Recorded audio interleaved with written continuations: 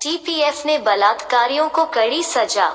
त्रिपुरा में राष्ट्रपति शासन की मांग की राज्यपाल को ज्ञापन में एनआरसी लागू करने और ट्विप्रसा लोगों को सुरक्षा। त्रिपुरा में बिगड़ती कानून व्यवस्था की स्थिति पर कड़ा प्रहार करते हुए त्रिपुरा पीपुल्स फ्रंट राज्यपाल को विस्तृत ज्ञापन। श्री सत्यदेव नारायण आर्य ने तत्काल की मांग, राज्यपाल का हस्तक्षेप, पुलिस को आईपीसी की कड़ी धाराएं दर्ज करने का निर्देश, सभी लंबित मामलों में बलात्कारियों और हत्याओं के खिलाफ त्रिपुरा सरकार और राज्य प्रशासन को इनकी सुरक्षा बढ़ानी चाहिए। स्वदेशी लोग और सुनिश्चित करें कि कोई बलात्कार या हत्या का मामला न हो।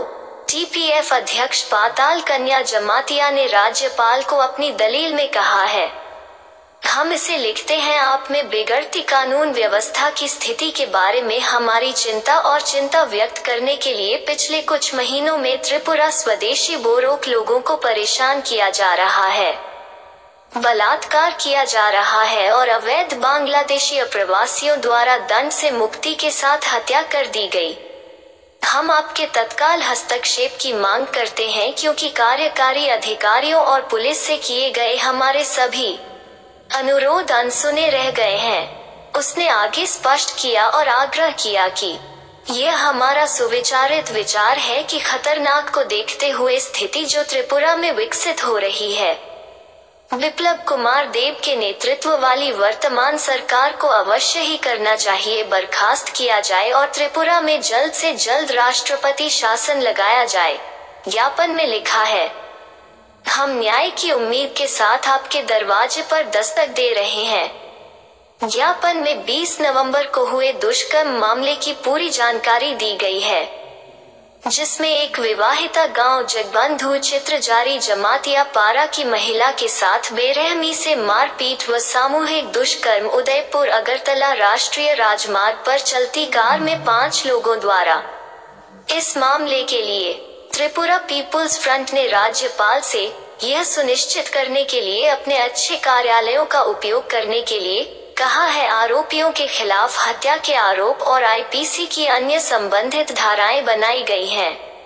13 नवंबर की भीषण सामूहिक दुष्कर्म की कोशिश की घटना में, जिसमें एक पति पत्नी जिला सिपाहीजला के दीवान बाजार गांव से बेरहमी से पीटा गया। टीपीएफ ने राज्यपाल से अनुरोध किया कि अधिकारियों को प्रयास करने का मामला दर्ज करने का निर्देश दें और हत्या इस तथ्य को स्पष्ट करते हुए कि दोषियों के तौर तरीके पूर्व नियोजित और सुनियोजित हैं। नियोजित तरीके से टीपीएफ ने कहा है कि हमें सबसे ज्यादा चिंता इस बात की है कि बलात्कार के ज्यादातर मामलों में बलात्कार और हत्या का प्रयास पुलिस या तो मूक दर्शक बनी हुई है या उनके कारण स्वदेशी लोगों के खिलाफ पूर्वाग्रह पीड़ितों को समझौता करने के लिए मजबूर किया है। जघन्य अपराधों के अपराधी यह सिर्फ इसलिए है क्योंकि अपराधी अवैध बांग्लादेशी हैं। अप्रवासियों और सभी स्तरों पर कार्यपालिका और पुलिस द्वारा संरक्षण प्राप्त किया जा रहा है।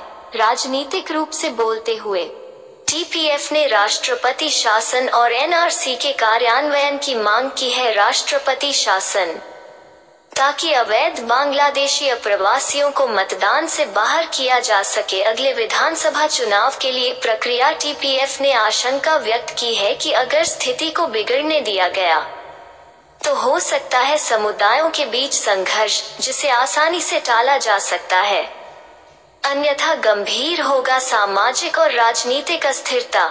राज्यपाल को संविधान का संरक्षक बताते हुए टीपीएफ ने उनसे तत्काल मांग की है, त्रिपुरा राज्य में स्थिति मरम्मत से परे बिगड़ने से पहले हस्तक्षेप। TPF demands exemplary punishment to rapists, presidential rule in Tripura. Implementation of NRC and security for Twiprisa people in memorandum to Governor hitting hard at the deterioration law and order situation in Tripura. The Tripura People's Front detailed memorandum to Governor Shri Satyadeo Narayan Arya has demanded immediate intervention of the Governor, directing the police to register stringent sections of the IPC against rapists and murders in all pending cases. The government of Tripura and the state administration must step up the security of the indigenous peoples and ensure that no rape or murder cases happen. TPF President Patul Kanya Jamatia in her submission to the governor has said, "We write to you to express our anxiety and concern about the deteriorating law and order situation in Tripura over the past months. The indigenous Borok people are being harassed, raped and murdered by illegal Bangladeshi immigrants with impunity. We seek your urgent intervention as all our requests to executive authorities and police have fallen on deaf ears." She further clarified and urged that, "It is our considered view that in view of the dangerous situation that is developing in Tripura, the current government led by Biplab Kumar Deb must be dismissed and President's rule must be imposed in Tripura at the earliest. We are knocking on your doors with the hope of justice," reads the memorandum. The memorandum gives full details of the rape case of the 20th of November in which a married woman from village Jagabindu Chitrajari, Para was brutally assaulted and gang raped by 5 people in a moving car on the Udaipur-Agartala National Highway. For this case, the Tripura People's Front has asked the governor to use your good officers to ensure that murder charges and other relevant sections of the IPC are made against the accused. In the gruesome, attempted gang rape incident of the 13th of November, wherein a husband and wife from the Diwan Bazar village in district Sepahijala were brutally assaulted, the TPF has requested the governor to direct the authorities to register a case of attempted taken murder, spelling out the fact that the modus operandi of the culprits is premeditated and planned manner.